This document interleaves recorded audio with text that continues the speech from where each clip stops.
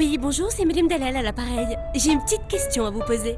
Le jour où j'ai un petit accrochage avec ma voiture, je serai remboursée combien avec mon assurance auto? Oui, j'attends. N'attendez pas qu'il soit trop tard pour découvrir la base de votre indemnisation. AXA invente les barèmes sans surprise, grâce auxquels vous connaissez à l'avance et dès le départ la base de calcul sur laquelle vous serez indemnisé. AXA.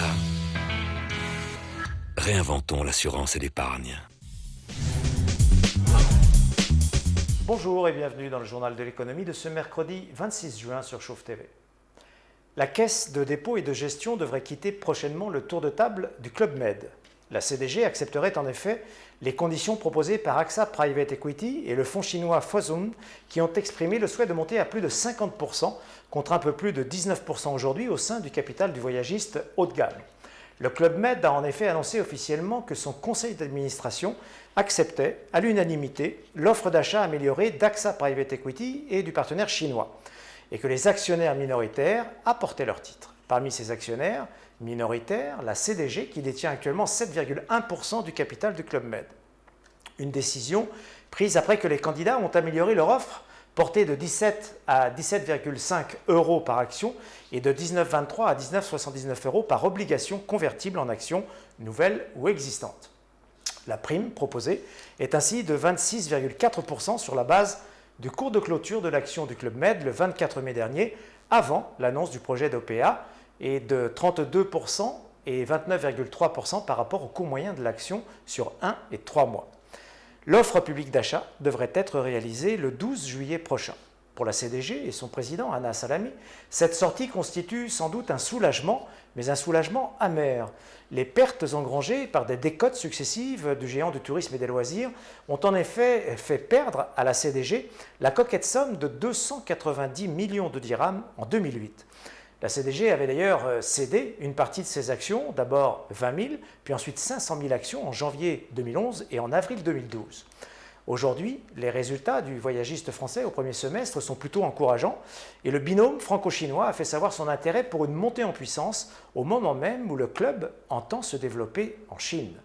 La valorisation du groupe s'établissait ce matin à 555,6 millions d'euros alors qu'elle clôturait à 435,6 millions le 24 mai dernier.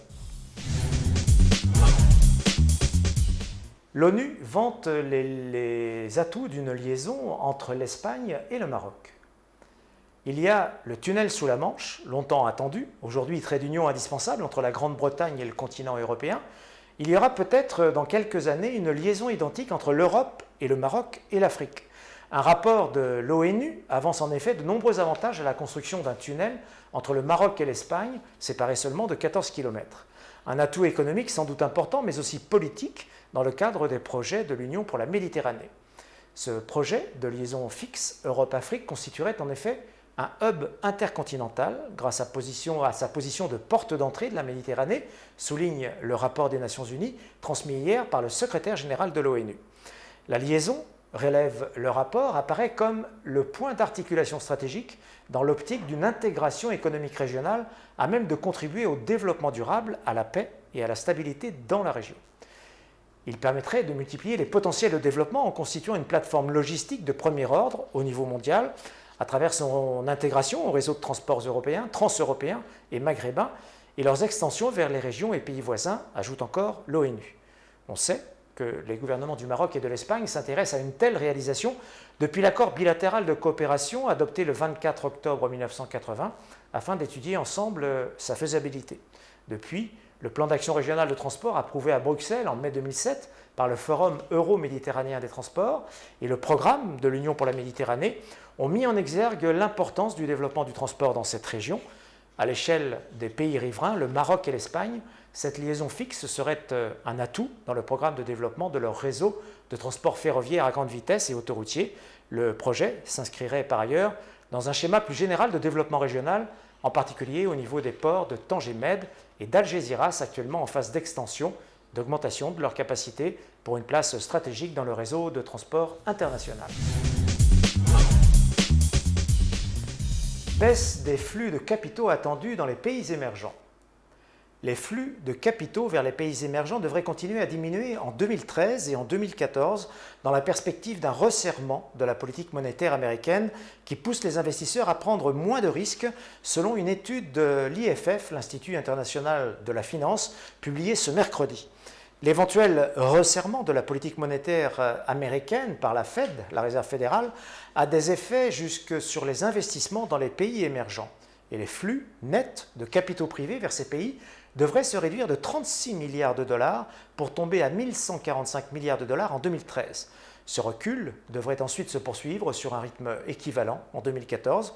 Cette raréfaction de capitaux inquiète particulièrement les investisseurs qui deviennent de plus en plus inquiets de l'impact du retrait de la Banque centrale américaine, de son soutien à l'économie, en particulier sur fond de ralentissement de la croissance dans les économies émergentes.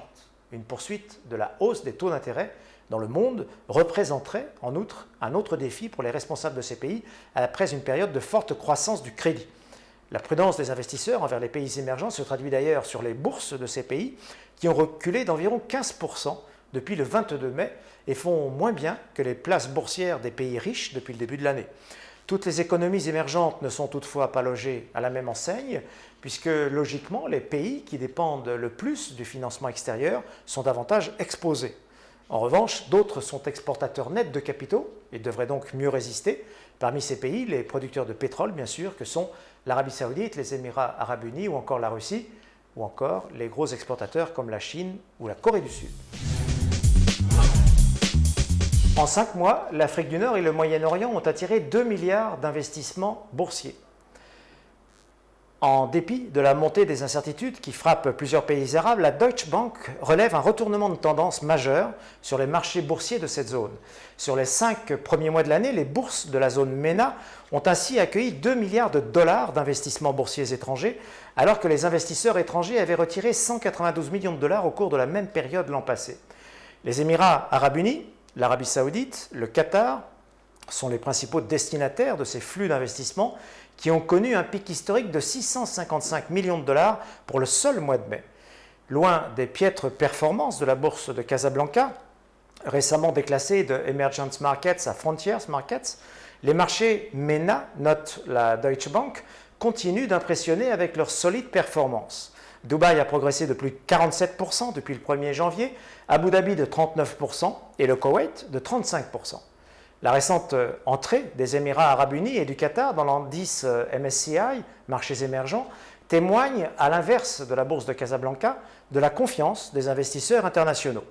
Un classement qui devrait leur permettre de donner davantage de visibilité à cette région avec un potentiel d'investissement boursier supplémentaire de 400 à 450 millions de dollars pour chacun des pays. La France confirme son entrée en récession.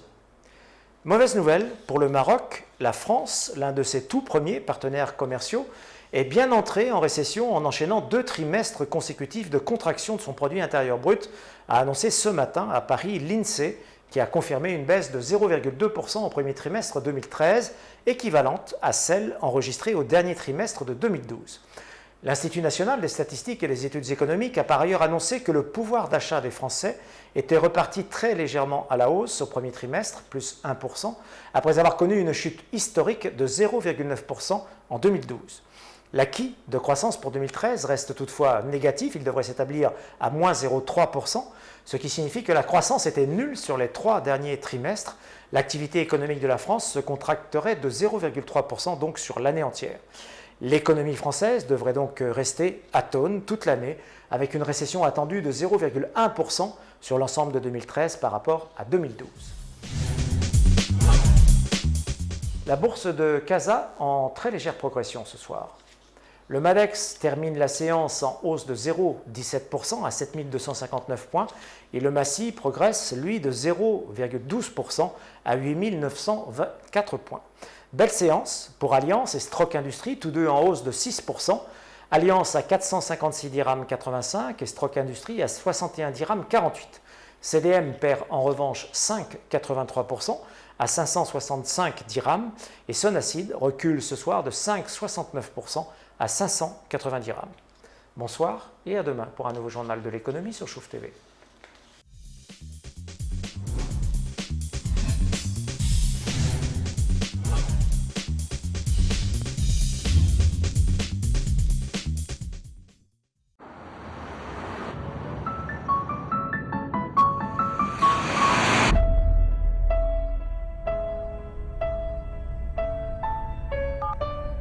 Oui, bonjour, c'est Madame Dalal à l'appareil. J'ai une petite question à vous poser.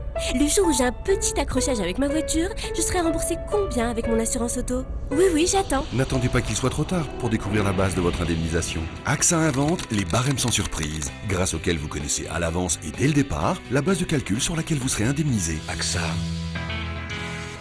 Réinventons l'assurance et l'épargne.